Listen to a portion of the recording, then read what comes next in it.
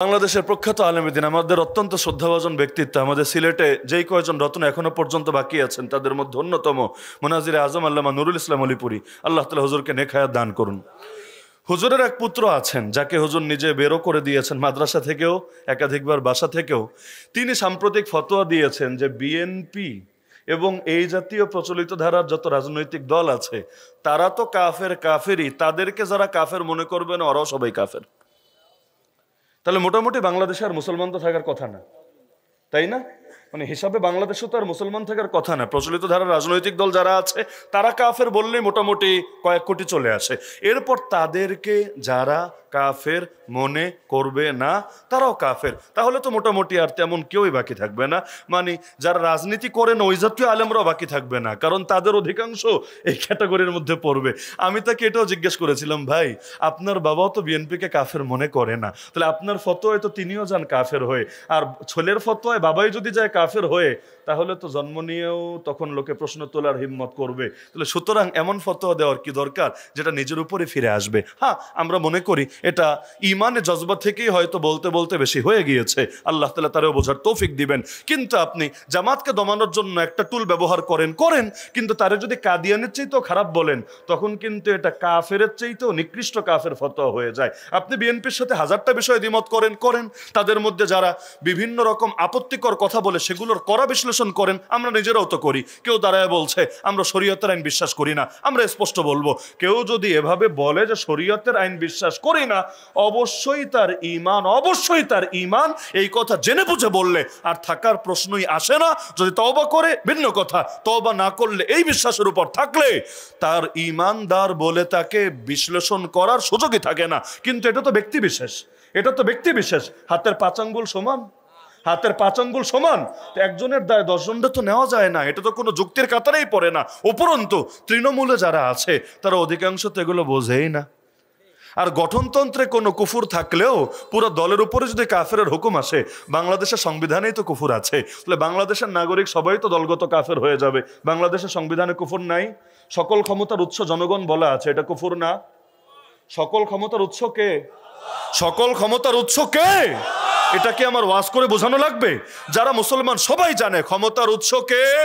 আল্লাহ যা বলেছেন হালাল চির হালালই থাকবে, আল্লাহ যা বলেছেন হারাম চির হারামই থাকবে। সব জনগণ মিলে যদি বেশ্যাখানা খুলতে চায়, আল্লাহ যেহেতু হারাম করেছেন এটার কোনো সুযোগ থাকবে না। সবাই মিলে যদি সুদের পক্ষে দাঁড়ায় যায়, এমনকি সুদের কারবারিরা যদি জাতীয় নেতা হয়ে যায়, তবু আল্লাহ যা হারাম করেছেন হারামই থাকবে, হালাল হবে না। তো এটাই তো ক্ষমতার উৎস হওয়ার কথা। তাহলে এই সংবিধানের মধ্যে কুফর আছে নাকি নাই? তাহলে আমাদের যাদের আইডি কার্ড আছে, আমাদের যাদের পাসপোর্ট আছে, আমরা যারা এই দেশের নাগরিক হিসাবে পরিচয় দিয়ে থাকি নিজেদেরকে, আমরা সবাই তো যাব তখন দলগত কাফের হয়ে। মুসলমান আর থাকবে কে? হ্যাঁ, ওখানে কুফর আছে, কিন্তু এই কুফর আমরা বিশ্বাস করি না। এবং এই কুফরের বিরুদ্ধে লড়াইকে আমরা ফরজ মনে করি। এবং আল্লাহ যদি আমাদেরকে হায়াতে রাখেন, আল্লাহ যদি আমাদেরকে তৌফিক দেন, একদিন না একদিন এই কুফরকে আমরা বিদায় করে ছাড়বো ইনশাআল্লাহ। এখন তো চেষ্টা হচ্ছে, কিন্তু চেষ্টা করেও বেশি দূর হয়তো আগানো যাচ্ছে না। আমার সবচাইতে কষ্ট লাগে বিগত 1 বছর ধরে আমাদের আলেমরা মাহফিল ফেলার মানে তো বুঝেন। ধরেন আজকে আমার এখানে দাওয়াত, আমি যদি না আসি আমার আর কি হবে? এর চাইতে বেশি ইজ্জত তো কমিটির যাবে। সবাই গালিগালাজ করবে আপনারা দাওয়াত না দিয়ে নাম দিয়ে দিয়েছেন। আর এগুলো হয়তো বাংলাদেশে বহুত, আমার ক্ষেত্রে এমন হয় যে এমন পোস্টার ছাপিয়েছে আমি জানিই না। আন্দাজের ভিত্তিতে কিছু বিজনেসম্যানও থাকে এরকম, এগুলো নাম দিয়ে ব্যবসা করে অথচ উনি জানতেও পারে না। কিন্তু কমিটির ইজ্জত যায় নাকি যায় না? তারপর আমাদের অনেক আলেম মাহফিল ফেলে, মাদ্রাসা ফেলে, কাজ ফেলে জাতীয় ঐকমত্য কমিশনে গিয়ে গত 1 বছর নিয়মিত মিটিং করেছেন। কেন? তবু যদি সংবিধানে থাকা কুফরগুলো দূর করার একটা রাস্তা খুলে যায়, তবুও যদি জুলাই সনদের মধ্যে ইসলামের কিছু কথা, ইমানের কিছু কথা ঢোকানোর সুযোগ তৈরি হয়ে যায়, মাহফিল গেলে যাক, মাহফিল আরো করা যাবে। কিন্তু নীতির পরিবর্তন না হলে, দেশীয় নীতির পরিবর্তন না হলে, নেতা হাজারটা চেঞ্জ হলে কি হবে? নেতার চেয়ার পরিবর্তন দিয়ে দেশে পরিবর্তন হবে না যতদিন না নীতির পরিবর্তন হবে। 1 বছরের বেশি চেষ্টা চালালেন, লাস্টে দেখা গেল ফলাফল 0 থাকলো।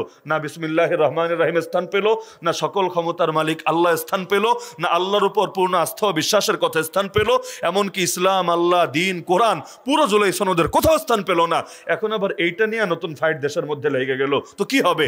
যতদিন পর্যন্ত পর্যন্ত আল্লাহর অধিকার সাংবিধানিকভাবে প্রতিষ্ঠিত না হবে, মুসলমানের বসে থাকার সুযোগ তো নাই। নিজের জবান দিয়ে, নিজের কলম দিয়ে, নিজের সর্বোচ্চটুকু দিয়ে প্রতিবাদ করে যেতে হবেই হবে। তাহলে হক আর বাতিলের লড়াই চলবে নাকি চলবে না? চলবে। বাতিল সর্বদা চাইবে হককে দমাতে, আর হক সর্বদা চাইবে বাতিলকে দমাতে। তো আপনারা কি এই লড়াইয়ে হকের পক্ষে থাকবেন না বাতিলের পক্ষে? হকের বিজয় দেবেন কে? আমরা কেউ না। আমি জাস্ট দুইটা ঘটনা শুনাই। আব্রাহার হস্তি বাহিনী কাবা ভাঙতে আসলো, ঘটনা সবাই জানেন। বাহিনী যখন ভাঙতে আসলো, বাহিনী যখন ভাঙতে আসলো, ওই সময় বাহিনীর লোকেরা কিছু লুটপাট শুরু করলো। এগুলো তো স্বাভাবিক ব্যাপার। কোনো এলাকায় যুদ্ধে গেলে ধর্ষণ করা, সেখানকার মানুষদের সহায় সম্পত্তি ছিনায় নেওয়া খুব সাধারণ ব্যাপার। তো এখন তার বাহিনীর লোকেরা এক জায়গা থেকে অনেক উট ছিনতাই করে নিয়ে আসলো। উট উদ্ধার করার জন্য বাদশা আব্রাহার কাছে একজন নেতা আসলো, যেই নেতাকে সবাই চেনেন, আল্লাহ নবীর দাদা। কি নাম? মাশাআল্লাহ, আব্দুল মুত্তালিব, মোহাম্মদ বিন আব্দুল্লাহ বিন আব্দুল মুত্তালিব। তিনি গিয়ে দেখা করলেন আব্রাহার সাথে, বললেন, বাদশাহ, কাজটা ঠিক করেন নাই, আপনার বাহিনীর লোকদেরকে শায়েস্তা করেন। ওদের এত বড় সাহস, আমাদের অনুমতি ছাড়া জোরপূর্বক আমাদের উট ছিনতাই করে নিয়ে আসলো। এই অধিকার তাদেরকে কে দিয়েছে? আপনি যেহেতু একজন বাদশাহ, আমি সর্দার হিসাবে আমি অ্যাকশনে না গিয়ে আপনার কাছে অনুরোধ জানালাম, প্রথমে আপনি আমার উটগুলো ফিরিয়ে দেওয়ার চেষ্টা করেন, না হলে আমরা অন্য কিছু করতে বাধ্য হব। এবার আব্রাহা হাসতে শুরু করলো, আরে পাগল, তোরে নেতা বানিয়েছে কে? তোরে সর্দারের আসনে বসিয়েছে কে? আমি এসেছি তোর এলাকা তছনছ করে দিতে, তোদের গর্ব এবং ঐতিহ্যের প্রতি কাবাকে ধুলার সাথে মেশা। তুই কাবা নিয়ে তোর টেনশন নাই, মক্কা নিয়ে তোর পেরেশানি নাই, তুই আছিস তোর উট নিয়া। কিসের নেতা তুই? কিসের নেতা? কারণ নেতা কি নিজের নিয়ে চিন্তা করে না জাতিকে নিয়ে চিন্তা করে? তাহলে কেমন নেতা তুমি? নিজে উট নিয়ে ব্যস্ত আছো, অথচ একটু পর তোমার কাবা বিলীন হবে। আব্দুল মুত্তালিব দ্বিগুণ আওয়াজ দিয়ে বলল, আরে বাদশাহ, আনা রব্বুল ইবিল ওয়ালিল বাইতি রব্বুন ইয়াহমি। আরে আমি তো উটের মালিক, তাই উটের কথা বলতে এসেছি, আমার উটগুলো বাঁচানোর জন্য সুপারিশ করতে এসেছি। পাগল ভেবো না, এই ঘরের কোনো মালিক নাই, এই কাবার কোনো মালিক নাই। আমি উটের মালিক হয়ে উট বাঁচাতে যদি চলে আসতে পারি, এই ঘরেরও মালিক আছে। যাও না সামনে, চেষ্টা করো না ভাঙতে। এই ঘরের মালিকই তার ঘরকে হেফাজত করে ছাড়বে। হেফাজত করেছে নাকি করে নাই? কাকে দিয়ে করেছে? মুজাহিদ বাহিনী তো নাই। কাকে দিয়ে করেছে? প্রতিবাদকারী আন্দোলনকারী তো নাই। কাকে দিয়ে করেছে? আমার আল্লাহর কাউকে লাগে না। আমার আল্লাহ ঝাঁকে ঝাঁকে পাখি পাঠিয়েই ওদেরকে শেষ করে দিয়েছে। অনেকে বলে যে কি পাখি এসেছে? এটা একটা ভুল কথা, যে চড়ুই পাখি, ময়না পাখি একটা পাখি, টিয়া পাখি একটা পাখি, বাজরিগার একটা পাখি, এইরকম আবাবিলও মনে হয় এক ধরনের পাখি। পরে আবার সার্চ করে গুগলে, আচ্ছা আবাবিলের সাইজটা কেমন? এটা কি চড়ুই সাইজ নাকি এটা কাক সাইজ? কেমন সাইজ? এটা নিয়ে টেনশনে পড়ে। বাস্তবতা হলো আবাবিল কোনো পাখির নাম না। আবাবিল নামে কোনো পাখি ছিল না। তাহলে আবাবিল অর্থ কি? আবাবিল অর্থ ঝাঁকে ঝাঁকে। ও আরসালা আলাইহিম তয়রান আবাবিল। তয়রান মানে পাখি, আবাবিল মানে ঝাঁকে ঝাঁকে। অর্থাৎ আল্লাহ বলতে চাচ্ছেন, একটা দুইটা পাখি পাঠাই নাই, ঝাঁকে ঝাঁকে এসেছে আর ওদেরকে কঙ্কর নিক্ষেপ করে করে চলে গিয়েছে। এখন কোন পাখি এসেছে, পাখির নাম কি আল্লাহ বলেন নাই কোরআনে। তো যেটা নাম না, ওইটা নাম বানানোর কি দরকার আছে? এখন জনৈক পলাতক নেত্রীকে অনেকে নতুন নাম দিয়েছে লেডি ফেরাউন, তাই না? দিয়েছে না লেডি ফেরাউন? এটা তো রাগ হিসাবে চলে, কিন্তু বাক্যটা কিন্তু ভুল বটে। বাক্যটা ভুল কেন জানেন? ফেরাউন নামে এই পৃথিবীতে কোনো মানুষ কোনোদিন ছিলই না। এরপর লেডি ভার্সন আর পুরুষ ভার্সনে আর আলাপ পরে, ফেরাউন নামে এই পৃথিবীতে কোনোদিন কোনো মানুষ ছিলই না। আপনি বলবেন হুজুর, কোরআনে যে ৭৪ বার আছে ফেরাউনের কথা, আসলেই ৭৪ বার, একবার দুবার না, ৭৪ এতবার আছে। আপনি বলছেন এই নামে কেউ ছিলই না? ছিল না। তো ফেরাউন কি? ফেরাউন শব্দের অর্থ হলো প্রেসিডেন্ট, বাদশাহ, রাষ্ট্রপতি। বাংলায় বলি রাষ্ট্রপতি, ইংলিশে তো রাষ্ট্রপতি বলে না, বলে প্রেসিডেন্ট। তো মিশরীদের একটা ভাষা আছে না, অতীতে মিশরীরা একটা ভাষায় কথা বলতো না, এখন তো আর আরবি বলে, কিন্তু অতীত ভাষা ওদের আরবি ছিল না। অতীতে ওদের ভাষায় ওদের রাষ্ট্রপতিকে, ওদের প্রেসিডেন্টকে, ওদের বাদশাকে ওরা কি বলতো? ফেরাউন। তো ফেরাউন কি একজন ছিল না? যখন যে বাদশা হয়েছে তখন তাকেই ফেরাউন ডেকেছে। যেমন বাংলাদেশের রাষ্ট্রপতিকে একজন, আগে ছিল আব্দুল হামিদ সাহেব, এখন আছেন জনাব চুপ্পু সাহেব। নামটা বড় মজা লাগে আমার বলতে। আগামীতে হয়তো আরো কেউ আসবেন, কিন্তু নাম কিন্তু রাষ্ট্রপতিই থাকবে, নাকি চেঞ্জ হবে?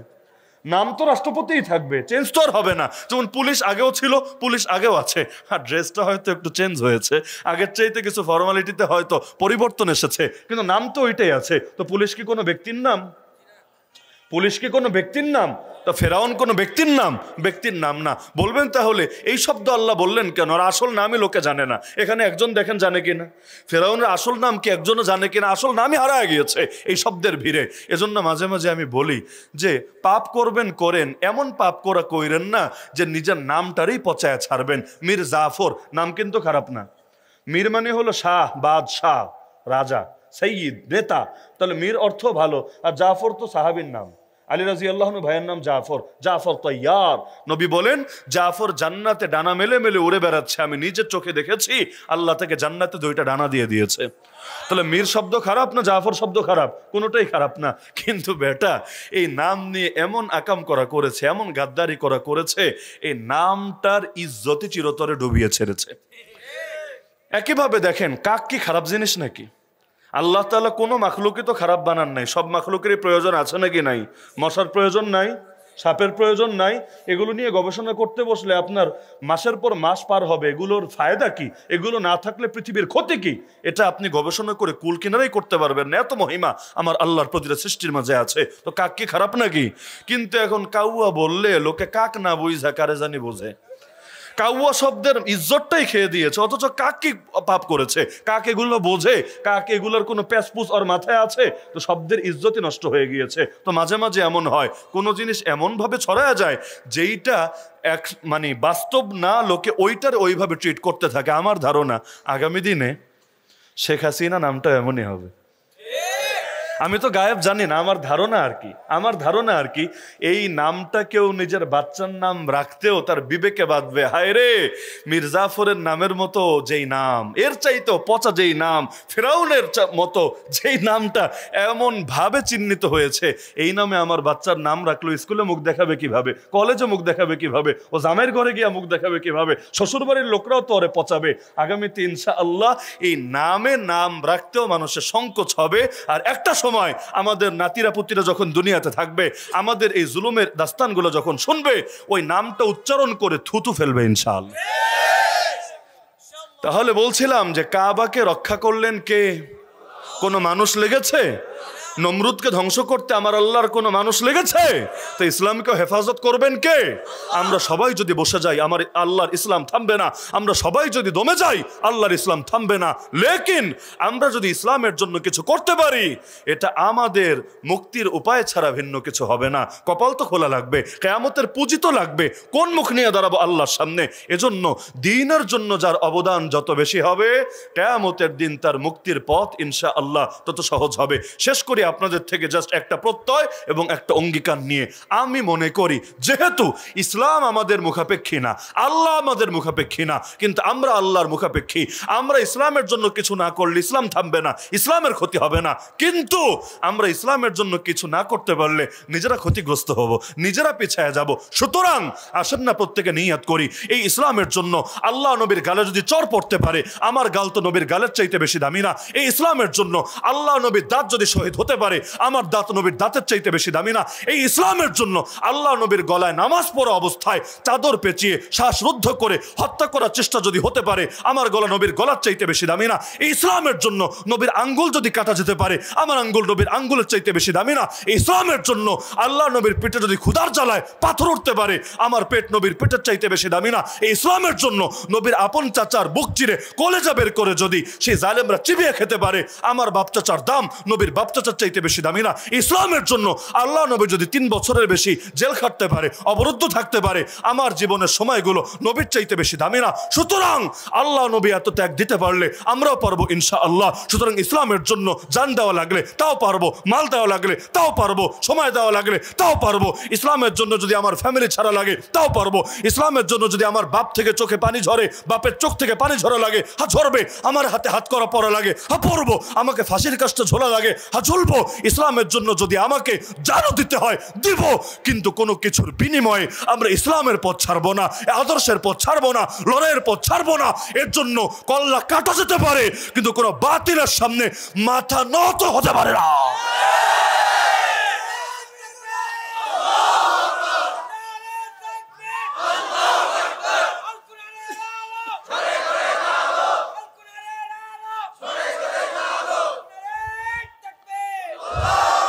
জীবন কয়টা, সুযোগ কয়টা, একবার হাতছাড়া করলে আর ফিরে পাবেন না। সময় চলে গেলে ফেরাউনও কালেমা পড়ার চেষ্টা করে, লাভ হয় না। মরার পরে কোনো নাস্তিকও নাস্তিক থাকে না, কিন্তু ওই সময় ঈমান তাকে মুক্তি দিতে পারে না। সুতরাং জীবন শেষ হওয়ার আগেই ইসলামের জন্য যত বেশি পারেন করে যাওয়ার চেষ্টা করেন, এটাই মুক্তির উপায় হবে। হ্যাঁ, ইসলাম একদিন প্রতিষ্ঠিত হবেই হবে। আল্লাহর খলিফা মাহদি আসবেন, নবী ঈসা আসবেন, দাজ্জাল ধ্বংস হবে। পৃথিবীতে এমন কোনো ঘর থাকবে না যেখানে আমার আল্লাহ ইসলামকে নিয়ে প্রবেশ করাবেন না। আর কোনো জিহাদও লাগবে না। দাজ্জাল ধ্বংসের পর জিহাদ লাগবে না, শেষ। জিহাদের সর্বশেষ জিহাদ কোনটা? দাজ্জালের বিরুদ্ধে নবী ঈসা আলাইহিস সালামের জিহাদ। এরপর আর জিহাদ লাগবেই না, কারণ কার বিরুদ্ধে জিহাদ করবে? কারো বিরুদ্ধে জিহাদ করার আর সুযোগই থাকবে না। তাহলে ইসলাম একদিন পরিপূর্ণ হবেই হবে। ইসলাম প্রতিটা ঘরে ঘরে পৌঁছবেই পৌঁছবে। একসময় এই বাংলাদেশ, এই বিশ্ব ইসলামের রঙে রঙিন হবেই হবে। কিন্তু আমার আপনার যদি ন্যূনতম অবদান না থাকে, বড় ধরা খেয়ে যাব এরপরে। 5 আগস্টের আগে অনেকে ভাবে নাই এত সহজে দেশ স্বাধীন হবে, আসলে কিন্তু ভাগে নাই। 4 আগস্ট ব্রাহ্মণবাড়িয়ার এক এমপি সাহেব ছিল না, আলেমদেরকে খুব কষ্ট দিত। 4 আগস্ট বিকালেও সচিবালয়ে সাংবাদিকদের ডেকে ব্রিফিং দিয়েছে। যেই রেস্টুরেন্ট থেকে খাবার নিয়েছে, জাস্ট ফর্মালিটি লাগে না সাংবাদিক সম্মেলন করলে, টুকটাক চা নাস্তা তো লাগে। যেই রেস্টুরেন্ট থেকে খাবার নিয়েছে, ওই রেস্টুরেন্টের ম্যানেজারের মাহফিলে আমি গিয়েছিলাম। তো উনি গাড়িতে বসে আমাকে পুরো কাহিনী শোনালেন। আমাকে বললেন, হুজুর, যখন তাদের কনফারেন্স শেষ হলো, আমি সঙ্গে সঙ্গে আমার লোক পাঠিয়ে দিলাম যে এমপি সাহেব আমার টাকাগুলো দিয়ে দেন, বিল যেটা হয়েছে বিলটা জলদি দিয়ে দেন। তো এমপি সাহেব বললেন, আজকে তো অফিস আওয়ার শেষ, অফিসের টাইম থাকে না, টাইম তো শেষ, এটা তো টাইমের বাইরে তিনি অতিরিক্ত করেছেন। তিনি বললেন, আমি এখন কোত্থেকে দিব, কালকে অফিস খুলুক। এরপর এগুলো তো সরকারি টাকা বের করতে আবার বহুত ফর্মালিটি আছে, এইখানে ওইখানে ওইখানে বহুত কাহিনী আছে, সহজে বের হতে চায় না, কত যে ঝামেলা। আমার বাবা সরকারি চাকরি করে, এখনো চাকরিতে আছে। আমরা নিয়াত করেছিলাম রোজা রমজানে, রমজান মাসে তো ওমরার অনেক সওয়াব বেশি। নবী বলেছেন, রমজানে একটা ওমরা করা আমি মুহাম্মাদের সঙ্গে হজ করার সমান। এত সওয়াব, এত উমরাতুন ফি রমাদান তাআদিলু হাজ্জাতান মাই। আলহামদুলিল্লাহ, আমরা তো গত রমজানেও দেখেছি হজের চাইতে বেশি লোক আল্লাহ যেহেতু গত রমজানেও নিয়েছেন, হজের সময়ও নিয়েছেন। হাসিনার সময় যেতে পারি নাই, না হজে না ওমরায়, যাওয়ার পরে আর সুযোগ হাতছাড়া করি নাই, আল্লাহ পরপর দুটোতেই নিলেন। তো দেখা যায় হজের চাইতেও বেশি লোকের সমাগম হয় রমজানে। তো চেষ্টা করলাম যে পুরো ফ্যামিলি যদি একসঙ্গে যাওয়া যায়, সব নিজেদের ভাইয়েরাও গেলাম, বাবা মাও থাকলো। আর এরকম জীবনে কয়বার সুযোগ আসবে আল্লাহ ভালো জানে, হায়াত মৌতেরও তো গ্যারান্টি নাই। বড় আশা করে সবার পাসপোর্ট ভিসা কমপ্লিট, টিকিটও করে রাখলাম। এখন বাবা যেহেতু সরকারি চাকরি করে, এখন আবার সরকারের নিয়মে শেষ নাই, পাসপোর্ট করতেও এনওসি লাগে, মানে ঊর্ধ্বতন কর্তৃপক্ষের আপত্তি নাই, অনাপত্তি সনদ এটা নিতে হবে। এরপর ভিসার আগে যখন ছুটি মঞ্জুর করাবে ওই সময় আবার লাগবে, ধাপে ধাপে লাগবে। পাসপোর্ট এটা তো স্বাভাবিক ব্যাপার, প্রতিটা নাগরিকের অধিকার।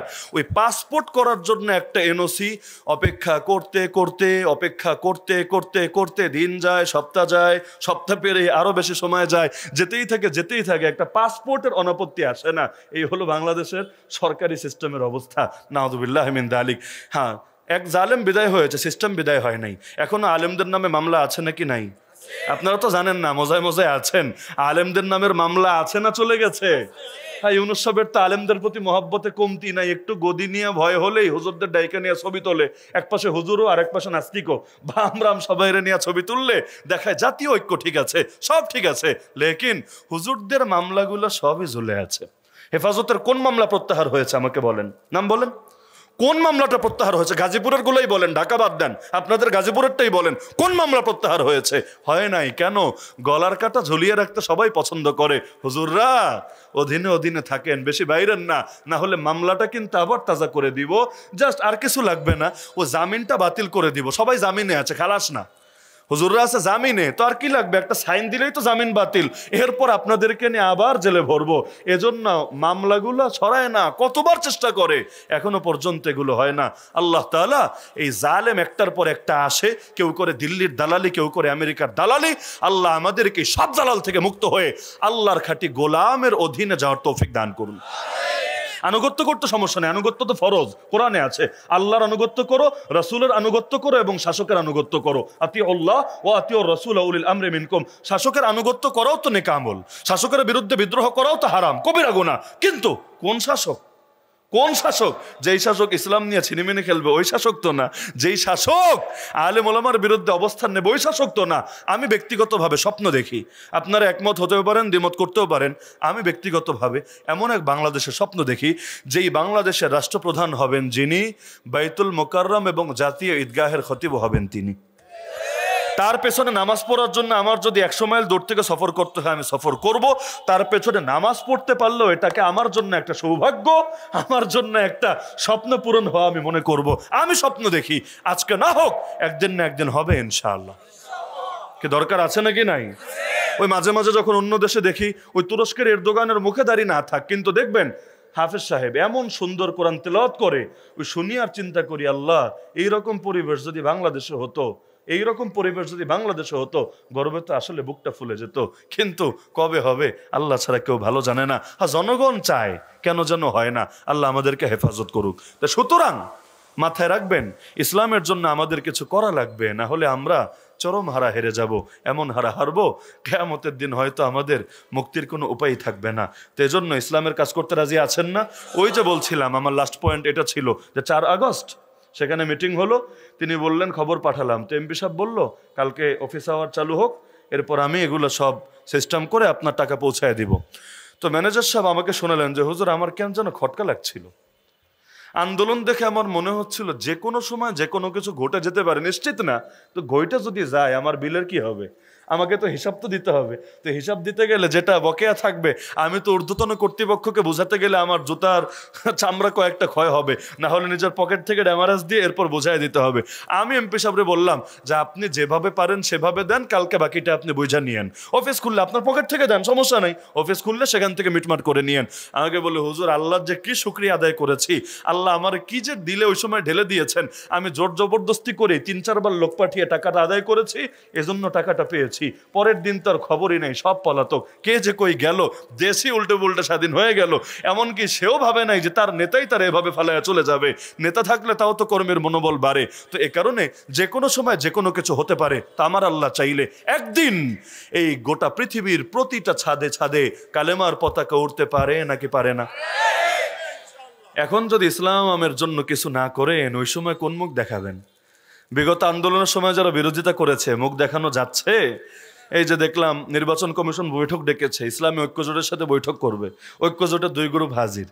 এক গ্রুপ হলো সেই হাসিনার দালাল গ্রুপ, যারা বিগত দিনে পয়সা খেয়ে নির্বাচনও করেছে, সেই রুহি ফয়জুল্লাহ আলতাফদের যে গ্রুপ। আর আরেক গ্রুপ হলো আমাদের শ্রদ্ধেয় আলেম সাখাওয়াত হোসেন রাজি হাফিজাহুল্লাহ এবং ওনাদের মুফতি আমিনুর রহমতুল্লাহ জামাই যারা আছেন তাদের সেই গ্রুপ। এখন তারা গিয়ে যখন বলেছেন এরা হলো সেই লোক যারা বিগত দিনে হাসিনার দালালি করেছে, এরা এখানে আসে কিভাবে? ঐক্যজোটের মূল প্রতিনিধি তো আমরা, এই দেখেন আপনাদের দাওয়াত তো আমাদের কাছে এসেছে। এরপর অপমান করে যখন ওদেরকে বের করে দিল, আমার দিলটা খুশ হয়ে গেল। হ্যাঁ, সুদিনে দুর্দিনে যারা পাশে থাকে, সুদিনে আল্লাহ তাদেরকে এভাবে সম্মানিত করে। তো যেদিন ইসলামের পতাকা সারা দুনিয়ায় উড়বে, আজকে যদি ইসলামের বিরুদ্ধে থাকেন আপনার মুখটা খুব বড় হবে, তাই না? আপনার মুখটা খুব বড় হবে। এজন্য খেয়ে থাকলেও আছি, না খেয়ে থাকলেও আছি, সুদিনেও আছি, দুর্দিনেও আছি। পরিস্থিতি যেমন হোক আমরা ইসলামের পক্ষে আছি। এর জন্য আমরা সব কোরবানি মেনে নিতে রাজি আছি। দলমতের ঊর্ধ্বে ইসলাম থাকবে। ইসলাম কোনো দলের সম্পত্তি না, দলমতের ঊর্ধ্বে ইসলাম থাকবে। ইসলামের জন্য সবাই নিজেদের জান দিয়ে সর্বোচ্চ কোরবানি দেবে। রাজি আছেন? রাজি আছেন? আল্লাহ তাআলা সবাইকে তৌফিক দান করুন, আর এই মাদ্রাসাকে আল্লাহ তাআলা কবুল করুন।